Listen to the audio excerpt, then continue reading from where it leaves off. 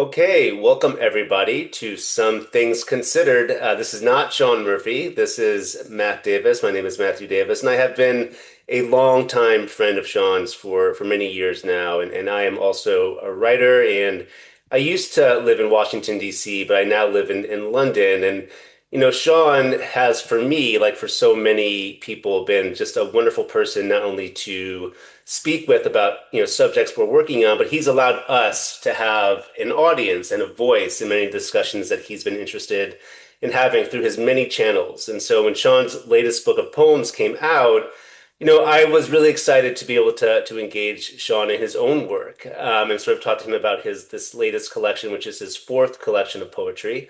It's called Red, White, and Blues, and it's a wonderful collection. He's got it up right there. It has gotten some amazing endorsements, none other than from Juno Diaz. And I will quickly just read to you what Juno has said about this collection of poems of Sean's. And Juno Diaz has called it, quote, a trickster collection, perfect for demented times, sly, honest, impossible to cage, and yet absolutely liberating. And there is so much true about that. And so Sean, first of all, you don't really need any introductions. This is your gig. So welcome to your own show. Well, I mean, look, it's always an honor to I guess be in the hot seat instead of putting someone in the hot seat. But as you know, and I'm happy to repeat it for everyone, there are very few people that I would feel as comfortable and delighted to hand the mic to and say I am at your mercy. But I also, as people know that have followed my work, I'm a big fan of yours, personally, professionally. So just any opportunity to have a conversation with you is very meaningful. So thank you for jumping in and getting locking horns with me. Yeah, yeah, no, it's my pleasure. And we're gonna sort of just have a freewheeling conversation, but before we do, I mean, I would love for you to read one of the poems in this collection, and then we can sort of talk a little bit about that poem in particular, but Sure. then how that opens up an aperture into the broader collection. And later on in this conversation, I'm gonna choose one that I thought was particularly interesting, both on its own, but how it speaks a little bit to my own work and to the larger collection again as a whole. So, why don't you start with the poem you've chosen, Sean, and then we can just go from there. That sounds perfect. And I'll say, by way of brief introduction, this is the fourth collection. It's part of a larger project. The first three volumes, I would say, leaned heavily on musical icons from the rock, but especially jazz and blues idioms. And this one, for lack of a better cliche, is more political, and it certainly centers around both political and cultural actors. But I think the through line, and we certainly can talk more about this, but the through line is not a deliberate attempt to puncture myths and mythology, but it's an interrogation of how we've received some of the American icons, again, both politically, culturally, and even in the worlds of movie, and looking a little more deeply at how did those myths come about and what do we know about these human beings and what does that do to give us a better insight into how story is done and how narrative works and why poetry and nonfiction, which and we will talk about your work as well, I hope. These are important projects. I think we all recognize that the stakes are high, but our platform are modest, and poets certainly can't change the world per se. But this is the real work of taking an opportunity to take some liberties with history and see where it ends up. So the poem I'll read, and I kind of do throughout the collection, go semi chronologically through You kind of do, you American do. history. So there is Yeah, some and rhyme, and yeah. before you reread this poem, I just want to mention very briefly that and we'll get to this, but there is even in this collection there are definite poems about music, about jazz in particular, which we will get to. So even though your first three collections maybe didn't directly address politics per se, in this one there are definitely echoes of your earlier work, which is interesting. We'll get into that, but for now, Uh, please share with us what the poem that you intend to read. okay. Well, so appropriately from it's not the first poem, it's the second poem in the collection.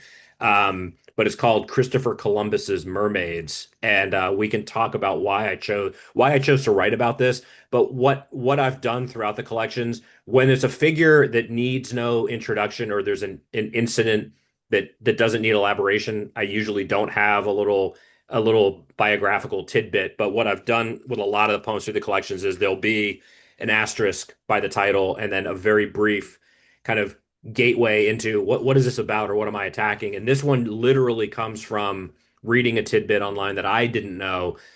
I included in the poem, so I'll read it and then I'll read the poem. But this is what I'm responding to, which is in 1493, during his voyage that led him to the New World, Christopher Columbus described three mermaids, which were in all likelihood manatees. And his description was, they're not half as beautiful as they're painted. So this poem is entitled Christopher Columbus's Mermaids. And it starts, not half as beautiful as they are painted. He described the same false sirens so many others had sworn seeing, creatures familiar not by sight so much as invocation, stories recycled through centuries about the beautiful half humans who lived amongst their cold blooded cousins, tales that turned to flesh if taken ashore. Such absurdity, both fabrication and fancy, says much about libidinous men who stared too long at nothing but brutal blue horizons, unbroken in every direction. What of the breasts? They lamented, seeing little but scales and whiskers, more man than fish, nothing at all like a woman, much less a dream to get lost in. And during the last stretch of more lonely days at sea, they became yet another miracle that wouldn't materialize, not unlike those new lands decreed by divine providence. That's great. Thank you for sharing that poem with us. And I think one of the things that struck me as you were reading, as you mentioned earlier, we were talking about this collection of the idea of myth, and in this poem you have lots of layers of myth, right? In terms of you have a mermaid, which is sort of this mythical creature. You have the idea, the myth of the New World, this journey that Columbus was on. So, I mean, let's start at the beginning here, and maybe I can ask you, both with this poem, which, as you said, I mean, that the first poem is about Adam, so that goes really to the really to the beginning. Sure. Um, but maybe we can start, why this poem, why this figure, why this moment specifically, and then more Yeah. broadly, what you were envisioning as you were linking all these together. Yeah, that it's a great question. I think, for this particular, what I've found over the last, say, decade, when I started working on this project, I don't know if there's a less pretentious way, but a cycle that has continued is a very deliberate attempt to, anyone that knows my writing. I have written a lot about music, a lot about politics. I've published a lot of work, and those are topics that still consume and obsess me, partly as a denizen of the DMV area. But that's where my kind of creative and personal energy. So I had and have written a lot about these topics. I found, I'm sure, like many millions other of my compatriots, that in 2016 some things changed, and what I found, it wasn't a deliberate discovery, but it wasn't just that we were getting beyond satire and all the other things that we know now 10 years later, but I was finding that political writing, which always has a certain shelf life because our world just keeps happening. But in America, the last decade or so, the shelf life is a combination of who's in office, but also social media, et cetera. The shelf life is like seconds, or it's already dated by the time you publish it. So on one hand, who cares, right? We need political reporters, we need essays that interrogate and hold people accountable, but it wasn't satisfying to me. So aesthetically, maybe selfishly, I wanted to do something that both was still had that energy, but was able to maybe jump in and jump out and try to cram as much information and commentary into as short a space as possible. So, in the literal sense, the poems are politically motivated, but there's a definite method to the madness. And in my own kind of genuinely modest way, I'm trying to get in there and take a shot and leave somebody something to think about, in the service of truth.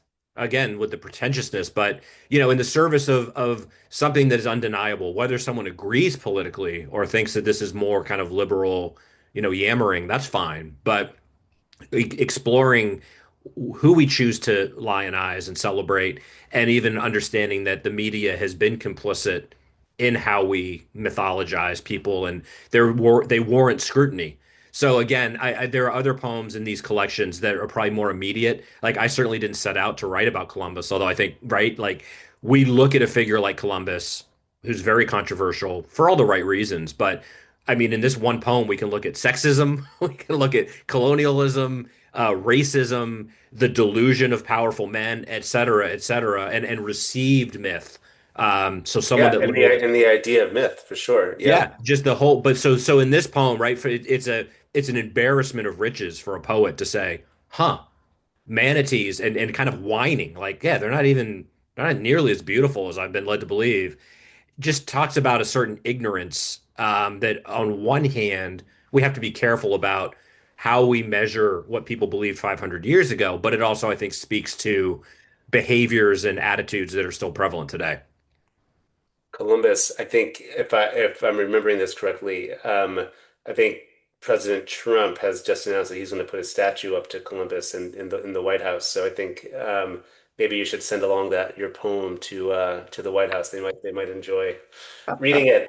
But one of the things I wanted to ask you is what uh, how you came to choose, because really you're writing predominantly through people, and you're writing predominantly through both a combination of real historical people, people that are Yeah. alive today, but also fictitious people. So how did you come to choose the folks that you wrote about? Was there sort of a connective thematic tissue you wanted to address? Was it just something that you had the idea to write first and then sort of, looked at how they could all be connected? Are there people that were on the cutting room floor that didn't make it in for a variety of reasons? Can you talk us through that a little bit? Sure. I mean, I appreciate the question. I think, some of it is, fortunately, some of it is less than deliberate. And what I've loved about poetry, having written and published a lot of fiction, nonfiction, what I love about poetry is the immediacy, not just of, you're only asking someone to spend a certain amount of time. And that should have nothing to do with someone's, aesthetic. You write what you believe and feel, but it also in terms of the composition. So there's probably a selfish element in an era where, and I lived in the 20th century, like I can testify to the fact that we all have less time. There are more demands on our creative energies. So it was almost, kind of a survival. I think when I turned to poetry, you know, I really turned to poetry about a decade ago. There was, in hindsight, I can see pretty clearly I still had all this energy, but I didn't have necessarily the time to engage, long form. Although I still like to read that then and now, and I still do dabble in it in my Substack. But for the poems, it was kind of a combination, Matt, of knowing certain figures that were just ready-made metaphors. But some of it really, frankly, and the Columbus one is a perfect example. I don't even remember where I stumbled on that little tidbit. Hmm. But I saw it and something triggered, and I just try to respect that those are the gifts we get, or for a creative person, that did something to my mind and made me immediately go there and think, what is it about that anecdote that jumped out at me and I imagine would jump out to any intelligent person, just as again a ready-made metaphor full of like, this says so much. And rather than even the best argued 20-page takedown, never mind of Columbus, because I think we all know the controversy, but of any figure, and say, how can I distill a lot of biographical and cultural weight into something? I think there is a little bit of talent, involved to be able to, like a sculpture, pare down, instead of which fiction, when we write fiction, we do revise a lot, but there's this additive element of characters and plot. This is a compression of how do I get to the heart of the matter? And for me, that became and it kind of remains an obsession. So I don't know if I answered your question so much as some of the figures are just obvious, but maybe I'm watching a movie like Wall Street and it occurs to me rather than talk about the Wall Street of the 80s, like Gordon Gekko, we can get right to the nub and talk about what are some of the takeaways from a movie like that. And for me, the fact that Gekko, who was written to be lampooned, almost like a cliche, is now a different type of cliche and is a bro, like a hero. Right. We have to have fun with that. And if we don't, if we can't laugh at it and poke fun at our American tendencies, choose the wrong people, I think it'll drive us crazy.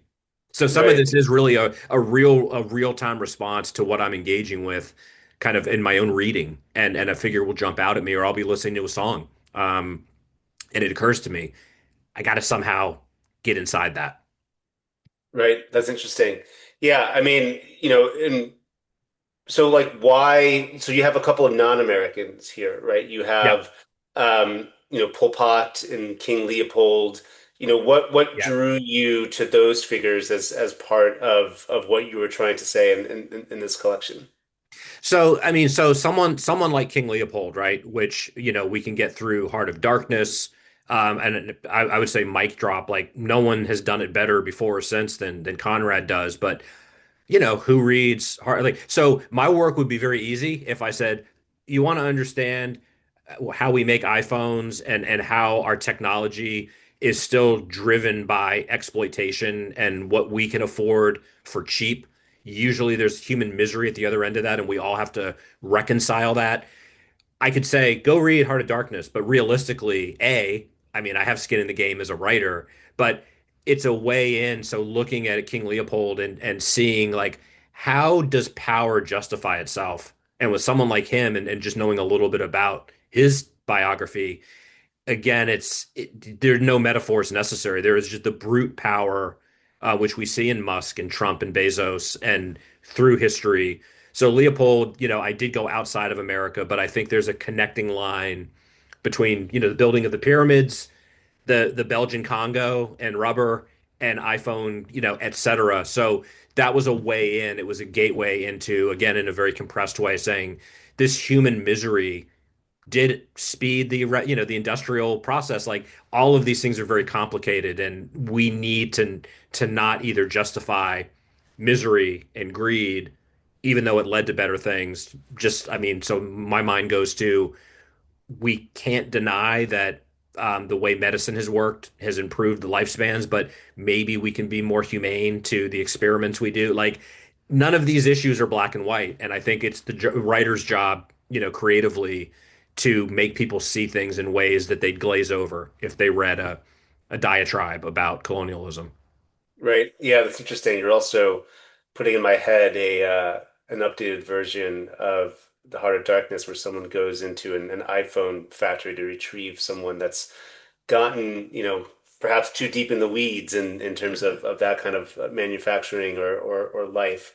But I Yeah. think, those kinds of connections that you're making, I think are what make this collection really, really valuable. And another thing that you do here thematically is we talked a little bit about um, how your previous work a lot focused on music, and you do that a lot here too. I mean, many of your subjects are jazz performers, right? I mean, Charlie Mingus makes a couple of appearances, as do other musicians. I mean, where do you see sort of them and what you're getting at in those poems as part of this through line that's connecting, their creativity with colonialism and King Leopold to other factors in here. I think the most plain response to that is to a certain extent Um, we need some relief from the relentless. I don't think anyone's interested, however well written or not. Um, just it becomes like a piñata. Like, all right, who's the next American asshole we can lampoon? I also want this energy to be celebratory when warranted, and even the celebrations. The first collection was entitled "The Blackened Blues." Um, for me personally, and this is also extremely selfish on one level, jazz musicians are some of my personal, have always been some of my personal heroes. And shedding light on American like icons that have demonstrably improved the world while recognizing that they lived through a time where both their art and their ways to make a livelihood were actively resisted. There's something beyond heroic, and I don't see a lot of that, frankly, with American fiction. If I look at the 20th century, it was a very white world. We certainly, and I know this is one of your sweet spots, looking abroad and what writers in undemocratic environments accomplish, that those become more than just works of fiction. They're testimonies to survival and endurance. I think our jazz musicians in particular, who somehow persevered, they did the thing where they danced backwards and, faster and still produced better work. I've always wanted to carve out some space for that, but in this collection, it made sense to me as we started going through the 20th century. This work was being done in these environments, and I think it helps connect dots between, yeah, Charles Mingus, dealt with racism. Yeah, it's not acceptable to me for someone, even someone that's predisposed disinclined to like that music, predisposed to like that music. It needs to kind of be maybe subtly shoved in our collective. We can't memory hole the fact that America was not hospitable to some of our best geniuses. So what is the answer? To write an Still is op-ed? not. What's that? Still is not to many degrees. Indeed, indeed. So to me, those are both ongoing indictments of the system that I'm an active participant in, but also a cause for attention must be paid, and I try to pay it. So some of this really is just in the best sense of the term hero worship. So if I invoke Muhammad Ali, which I do in one of the poems, and his stance, I think it resonates with, frankly, a white audience in the 21st century. Like, this guy was the heavyweight champion of the world and gave up the title, so the money, the prestige, and was actively persecuted. And this dude did that then. How dare we not encourage the youth to vote and to get involved? Like, to me, there is no disconnect between what was going on then and how we have to use that as a touchstone and a life raft to say we have to be involved. It's not acceptable to be apathetic when we've been given so much on the backs of heroes that came before us. That's my motivation, and I think you're right. The right audience will kind of nod, and the wrong audience will be like, "Oh, there they go again." But it is what it is. But that's definitely the impulse is very genuine.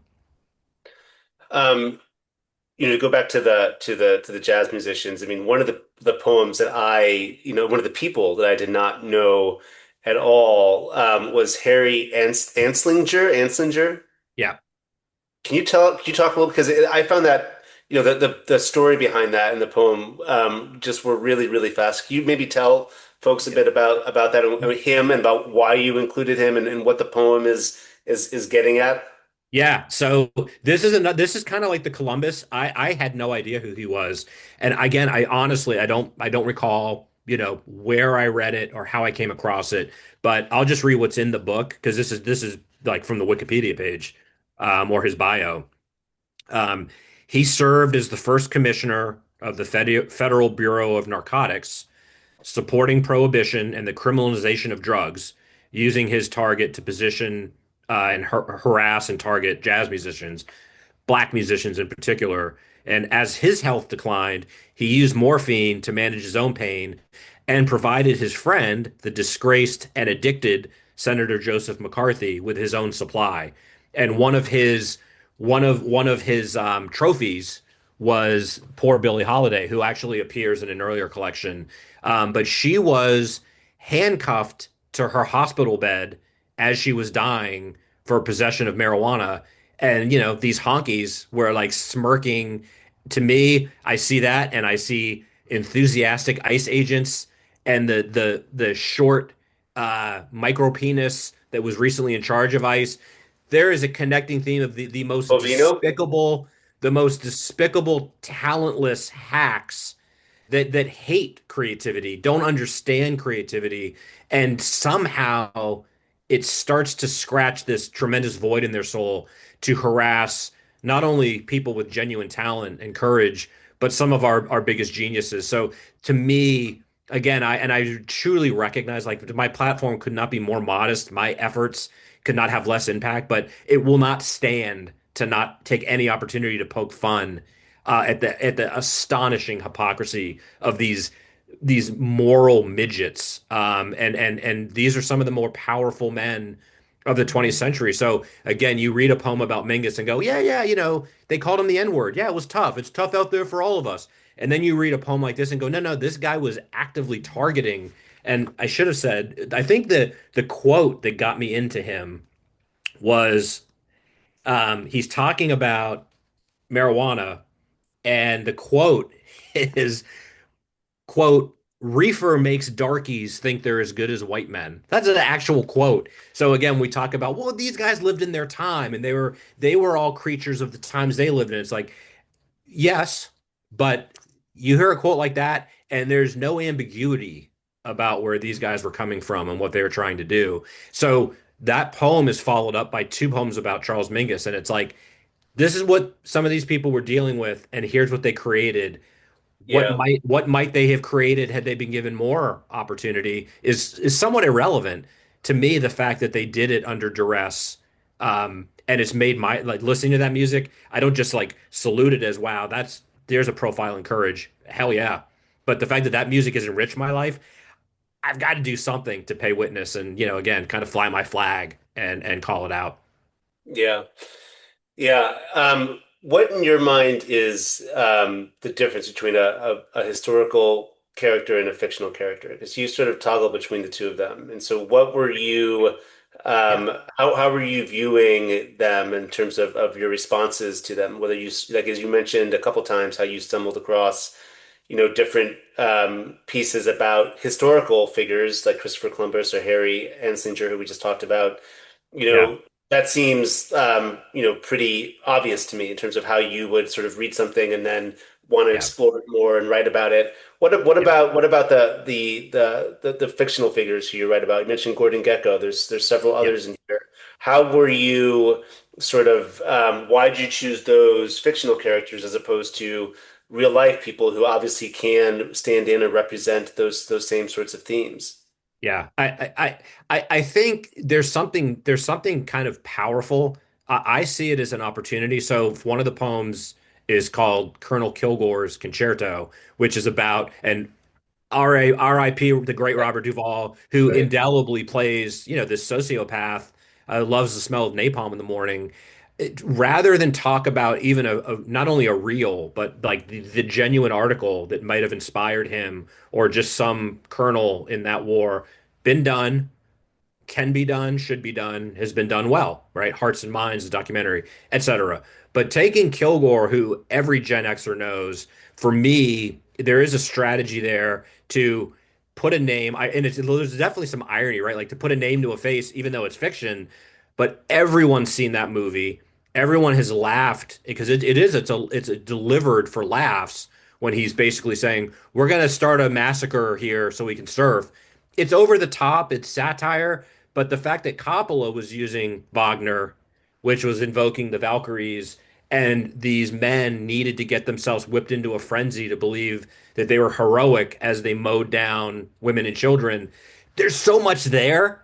How can you go in one page and talk about conquest, racism, imperialism, mythology, and the fact that maybe, when I think of like Hegseth, right?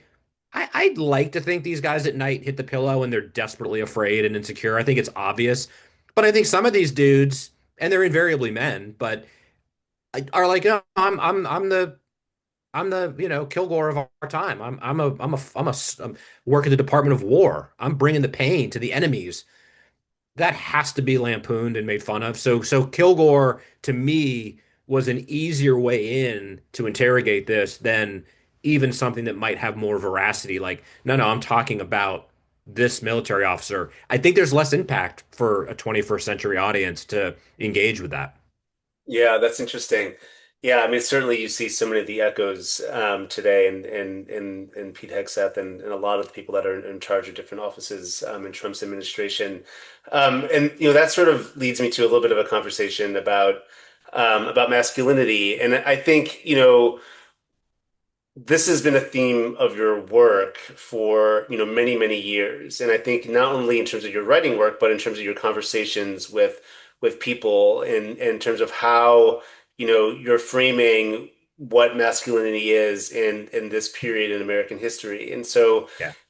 how has your the many hours and days and weeks and months and years that you've been sort of thinking about this, how has that sort of suffused this collection of poems in ways that it really hasn't in previous collections, I don't think.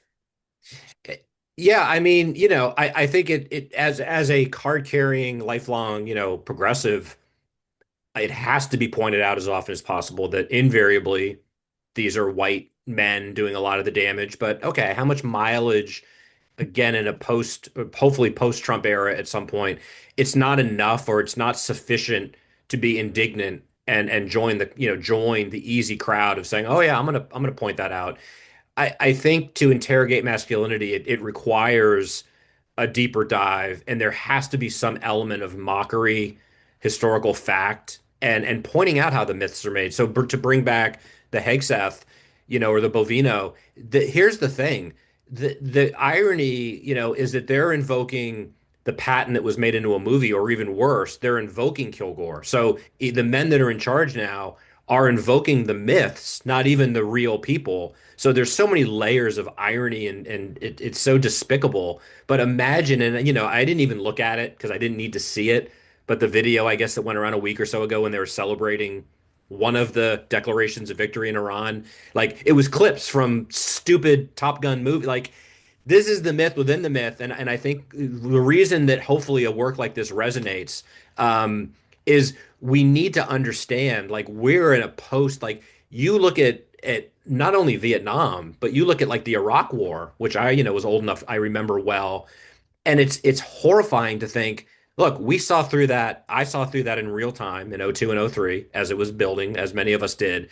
And you look back and go, God, I wish we could get men like that again, that at least knew military history, at least went through the cynical channels of we need to win the hearts and minds. We need to have a year-long campaign to get buy-in on this. As horrible and cynical as that is, now it's like, nah, just do it. And so when we see the people causing damage being inspired by myths from movies, to me, there's fodder there to go after and look at. So Yeah, it's interesting. I mean, as someone that's worked a lot in the cultural diplomacy field, I mean, I think one of the things that the Bush administration did very poorly initially into Iraq was to understand, Iraq and understand sort of the landscape of what awaited the United States when they entered the country. But, I think one of the other things that the positive side effects is that after 9/11 in particular, under the Bush administration, there was a real sort of impetus to develop the kinds of cultural programs that had been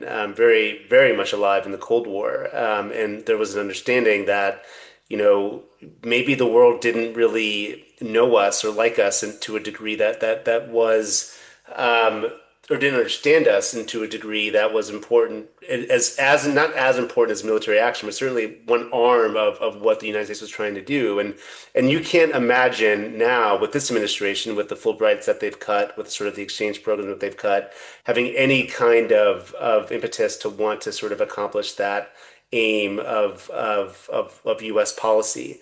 But to sort of keep this in line with a little bit of masculinity, I want to sort of read the poem that I chose because I think it sort of gets at what you're talking about, not just in terms of what this idea of masculinity may be and how it oftentimes that's reflected in this word of courage, but also, in terms of historical myth, historical accuracy, and the kinds of figures that oftentimes dictate historical events. And that's a poem of yours called George Custer's Courage. And just to be completely transparent, I just published a book a few months ago about Mount Rushmore, and Custer plays a role in the story of Mount Rushmore. And I've been pretty fascinated by him as a historical character, but also as someone that I think fits a larger sort of American male profile, which I'll get to in a second. But here's the poem, and this is one of the poems that you do have an asterisk for, and I'll read the asterisk after I read the poem because I think it sort of segues into the what I want to say and then question. But so the poem is short, but it's great. It's called George Custer's Courage. If the best we can say about someone when he's no longer around to speak for himself is he didn't lack courage, this is not only the most vacant praise, it obviates all the consequential things for which the use of courage is required. So it's great, it's succinct, it explores, interrogates this idea of courage, and you have in this asterisk that, after the government convicted Custer of desertion and mistreatment of soldiers earlier that year in a military court, and despite his unpopularity, he was considered a good fighter. On November 27th, 1868, Custer leads an early morning attack on a band of peaceful Cheyenne, hailed as the first substantial American victory in the Indian Wars and restoring the colonel's reputation. What's interesting about Custer to me is he actually was a very valiant soldier. I mean, during the Civil War, he was a Union hero. He was someone that rode into the face of Confederate bullets. He was someone who was actually quite critical at Gettysburg and to American victory overall. But later on in life, and this is where I sort of encountered him in my book about Mount Rushmore, is he a lot of those qualities that gave him success early on in life began to desert him, and he began to desert those qualities. And I think one of the things that sort of interested me about Custer is that he fits this mold of an American male who was right place, right time, very good at PR, very good at promoting himself, and also got a lot of more credit than maybe he deserves. And we can think about so many people throughout history that are like that. But it sort of goes into this broader theme you've been talking about of taking a figure, taking a moment, and really letting that sort of speak for itself in terms of the broader themes that you want to explore. And so I think my question for you is in addition to looking at Custer's courage, what other aspects of people like Custer interested you the most when you were beginning to sort of put this collection together? I mean, what were you really excited about to learn, or something that you had not, you mentioned Anslinger and sort of what his background was. Like was there a moment where you were like, holy shit, I never knew this about this person or thought about this person in this way? Yeah, well, first, a couple of quick things. First of all, I like hearing you read my work. Thank you for that. And I will say once again, because you've been very modest, and I will of course post links. Matt and I have discussed his awesome book. I will say for the record, and I think it's obvious, it doesn't matter either way, but I had written that poem before I read this book, but I was duly fascinated with, well, I learned a lot about Custer, and a lot of nuance, very necessary nuance that you alluded to through the book. So, folks paying attention, Matt's book is about Mount Rushmore, but it is also about America and myth, and it's a wonderful book that I recommend highly. Um, I think, Matt, for me, what sustained my kind of fascination with this project is the fact that the material, the mythology of history, and then maybe a little bit narrower American history, and then even narrower 20th century, late 20th century.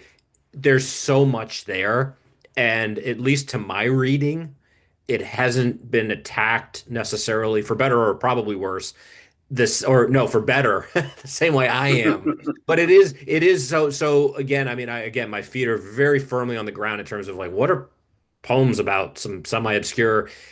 That's not the point, but it's that this is a way in to learn more and maybe inform others without needing the 20 page or the 200-page biography of a particular individual. So for me, it was just, I'm seeing the connection. So it's not just the way I organized the book, but to me, like the Columbus It is myth, chronological. It's largely it, chronological. it's largely chronological, but like to me, even someone as disparate as Columbus and Elon Musk, like to me, it's just, it couldn't be more clear. It's like it's not just that powerful men can often do bad things. We all get that. That's the 101, version.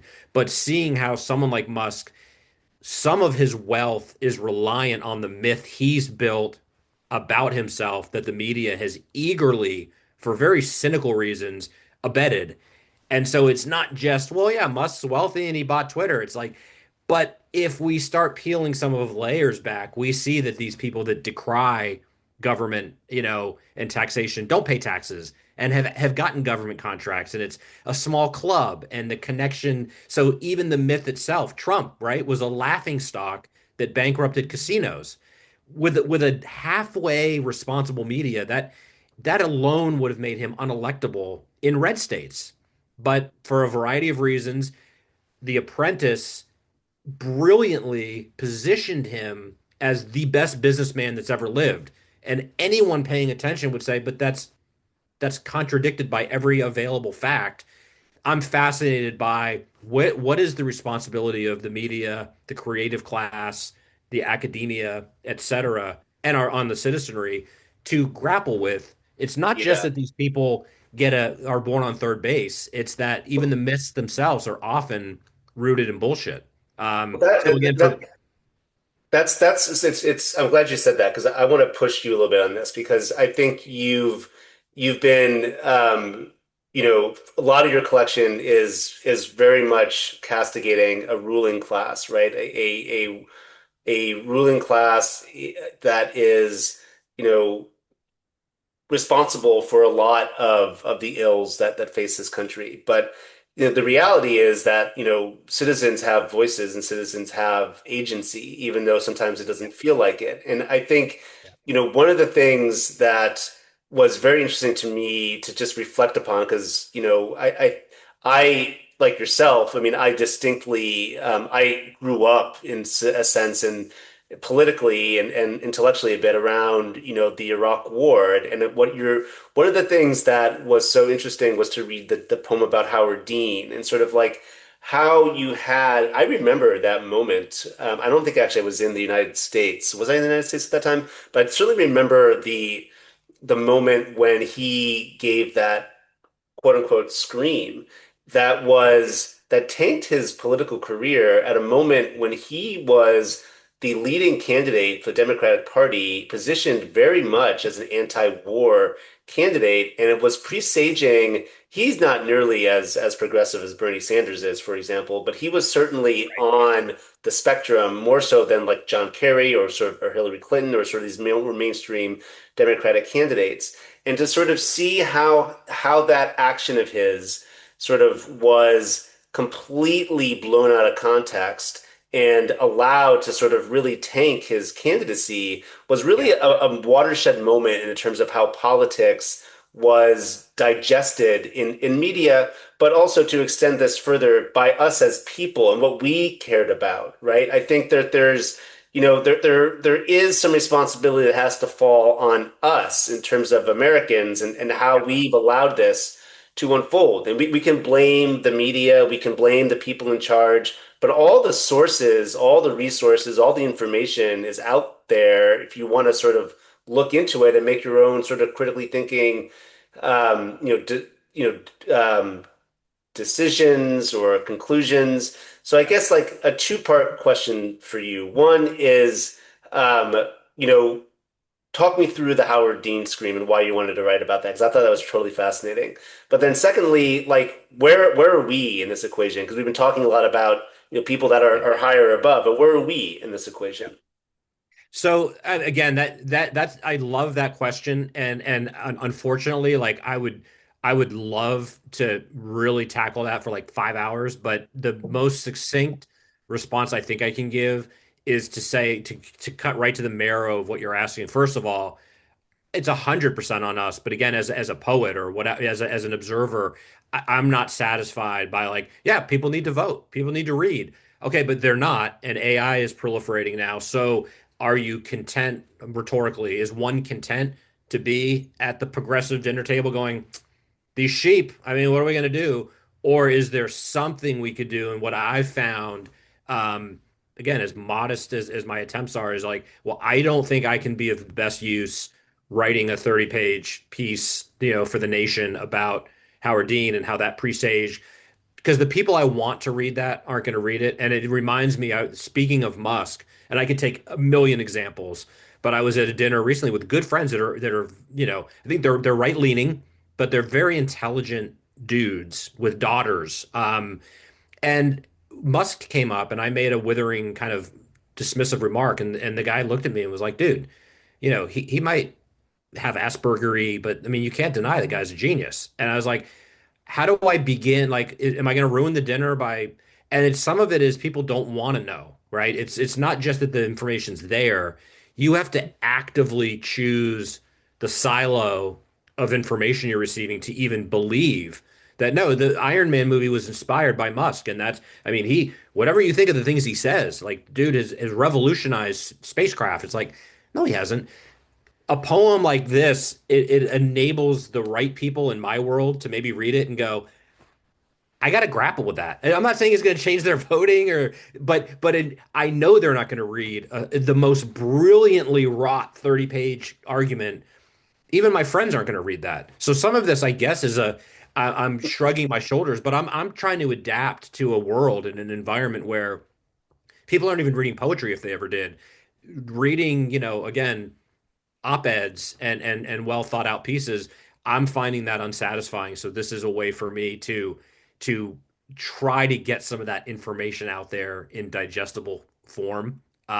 So Howard Dean to me again is a ready-made. You just set it up beautifully, but the situation itself, once you unpack a little bit of what happened there, if it was, if one could say, dude, we live in an area, Nixon sweated against Kennedy, and that might have tanked it. Like we can grapple with that and say, you win some, you lose some, right? Like he was more photogenic, therefore he won. I think we can all agree, like you're going to win some, you're going to lose some in that regard. But something like Dean, and I'm glad you pointed out, is undergirded by the media was very pro Iraq War for the first several years of that, and Dean was the rallying cry of the rare liberal at that time who articulated why he was against it. So was there motivation from both the media and the powers that be, which you have to do this, but the power Dean needed to be taken down. And we've seen that over and over again. Like Al Gore invented. I have friends that still think that that's the mic drop. Well, Al Gore invented the internet, and it's like, wow, how can something that's not true and is so trivial in comparison to real corruption, how can that become the Achilles heel of a politician or a public figure? It can. And to me, that's the you dive into story and narrative and myth and understand how The Apprentice made Donald Trump when he was a literal laughing stock, and Dean, with an isolated moment of exuberance, was ridiculed and targeted as being, insane. To me, it's all right there, but it's not enough to just say, look at The Apprentice and look at Howard Dean. You can see it all, guys. You've got to try to grapple with it creatively. So I hope that is an attempt at answering your question, but if push back if I'm not getting at what you Yeah, want. yeah, yeah. No, no. I mean, yes, I think it is. I think, like so many people, one of the things I'm wrestling with from, afar now, because I don't live in the United States anymore, is just the when we talk about what is going on and who is responsible, the role of people, citizens of active Americans. And I think, one of the perspectives that's been interesting from living overseas, and I've been able to do that quite a bit throughout my life, but this is definitely the period in which I have, encountered the most anti-Americanism. And I don't mean that on a personal level in terms of people, being upset with me personally. I mean, Right. just a reluctance to go to the country, a total bafflement about what is happening in the United States. And also, I mean, it is personal in some ways from the standpoint of, a lot of what is being ruined in terms of alliances, in terms of going through tariffs. All this stuff is it's very personal to people in a way that I think, was more ideological potentially back in the Iraq War days 20 years ago Yeah. when people were still questioning what the US was doing, but not questioning necessarily the foundations on which the United States is existing. So, is there anything I haven't asked you, Sean, about your great collection that you'd like to sort of talk more about? I would just say as a way of adding on to the previous thing. So Bezos comes under target here, and what I'm hoping to A lot do, of business leaders do, which is yeah. interesting. Well, because I think those are our new, at least in the Trump era, the tech bros and Silicon Valley. Those are kind of our new kind of secular saints. Is they're not just lionized as brilliant thinkers that have created jobs or whatever boilerplate. They've the part of the American myth in capitalism is you don't get that rich unless you're good at what you're doing. And of course, we know that that's not true. But for me, writing a poem about Bezos building rocket ships, again, that it doesn't need satire, it doesn't need lampooning. The small penis guy wanting to build rockets, like it's its own topic. But the fact that that isn't moving the needle, I find fascinating. So maybe a poem can show someone we hear about not being able to have health care like the rest of the civilized world does, and we're told it's prohibitively expensive. The fact of the matter is, it isn't. And we're building, people that aren't being taxed are building rockets, and you're being told you can't have health care. And what I want to interrogate, right, is all right, there's that, but it's both parties, and people need to understand if this was a priority, it could be done overnight easily. And if it was presented even by progressives as instead of this is the moral obligation of a good society, that doesn't work for a lot of unfortunate reasons. How about this will save you money? Having universal health care will save red states money. I've never heard that argument convincingly articulated. And to my cynical heart, there's a reason for that because it's undeniably true. So it's terrible messaging from the progressives, which we used to, but it's why is that message not resonating? And it's like, don't tell too much truth because that's going to blow back on you. So to take someone like Bezos, it would be too easy to just talk about owning the media or being, wealthy and not treating his workers well. Like I think that's okay on its own, but homing in on what fascinates these dudes and how they're spending their money might make someone think twice about there is a lot of money out there and that could be put to better use. It's a modest proposal. Yeah, yeah. Great. Well, Sean, this has been wonderful to have this conversation with you. I'm so proud of you and encourage people to pick up this latest collection of Sean's Red, White, and Blues and read it and engage with it. There are so many wonderful poems, but ideas that are infused inside these poems. The language is great.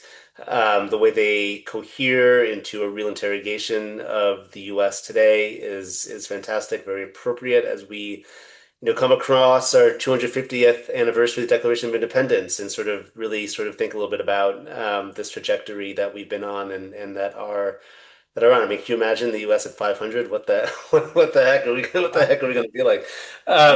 But thank you for letting me co-op your show and talk to you. And I look forward to speaking with you again at some point in the near future.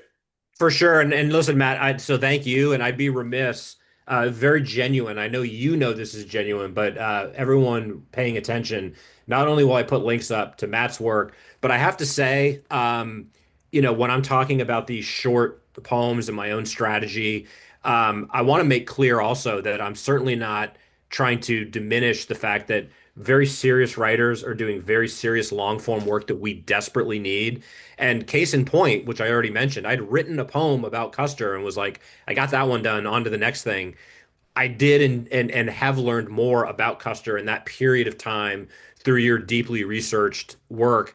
All of this to me is in conjunction with the good guys and gals trying to find solidarity, interrogate things that need interrogating, but we're all hopefully rowing in the same direction. And lest anything I'm saying like, well, poetry is the only way to reach people, it's probably the opposite. But that was my explanation for why this project is taking short, short 10-second rounds instead of 15-round fights. But I thank you for your work and the ways you continue to inform and inspire me. So we will talk again, my friend, for sure. Thank you. That means a lot. And yeah, I mean, I do think that the idea of form and what forms you use are something we did really not get into much today, but I think it's really interesting in terms of how you approach it, and you did it beautifully in your collection. So thanks, Sean. It was fun to talk.